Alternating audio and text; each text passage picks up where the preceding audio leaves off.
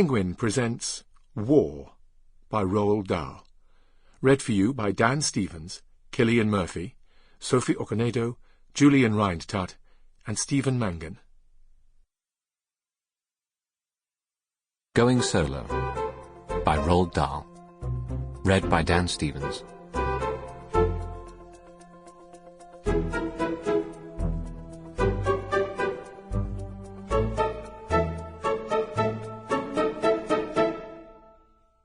A life is made up of a great number of small incidents, and a small number of great ones.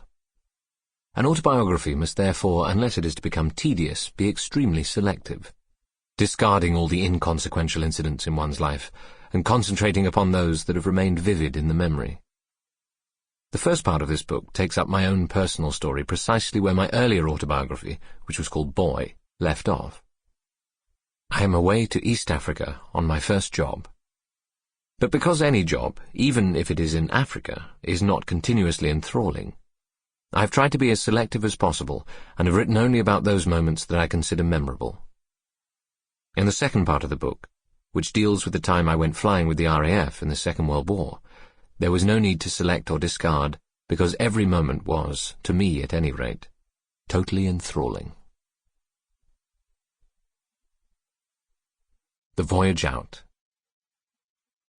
The ship that was carrying me away from England to Africa in the autumn of 1938 was called the SS Mantola. She was an old paint-peeling tub of 9,000 tons with a single tall funnel and a vibrating engine that rattled the teacups in their saucers on the dining-room table. The voyage from the port of London to Mombasa would take 2 weeks, and on the way we were going to call in Marseille, Malta, Port Said, Suez, Port Sudan and Aden. Nowadays you can fly to Mombasa in a few hours, and you stop nowhere and nothing is fabulous anymore. But in 1938, a journey like that was full of stepping stones, and East Africa was a long way from home, especially if your contract with the Shell Company said that you were to stay out there for 3 years at a stretch. I was 22 when I left. I would be 25 before I saw my family again. What I still remember so clearly about that voyage is the extraordinary behavior of my fellow passengers. I had never before encountered that peculiar, empire-building breed of Englishman who spends his whole life working in distant corners of British territory. Please do not forget that in the 1930s, the British Empire was still very much the British Empire, and the men and women who kept it going were a race of people that most of you have never encountered, and now you never will. I consider myself very lucky to have caught a glimpse of this rare species while it still roamed the forests and foothills of the earth, for today it is totally extinct. More English than the English, more Scottish than the Scots, they were the craziest bunch of humans I shall ever meet. For one thing, they spoke a language of their own.